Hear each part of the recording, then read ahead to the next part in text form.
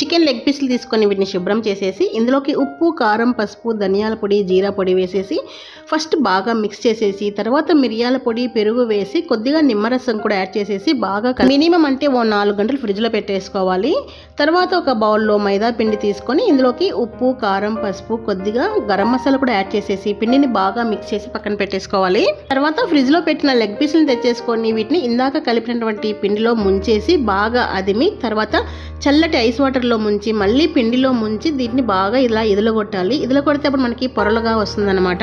మళ్ళీ ఐస్ వాటర్లో ముంచి మళ్ళీ పిండిలో ముంచి ఇదలగొట్టి అప్పుడు బాగా కాగుతున్నటువంటి ఆయిల్లో వేసి 2 వైపులా మంచి కలర్ వచ్చేంత వరకు ఫ్రై చేసుకోవాలి.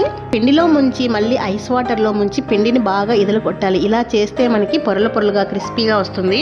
చూసారా ఎంత ఈజీగా ఇంట్లోనే KFC ఫ్రై చికెన్ చేసేసుకోవచ్చు కదా. మరి మీకు నచ్చిందా? టేస్ట్ అయితే అదిరిపోయిందండి. ఖచ్చితంగా ట్రై చేయండి. నచ్చితే లైక్ చేసి షేర్ చేయండి. Thank you for the watching.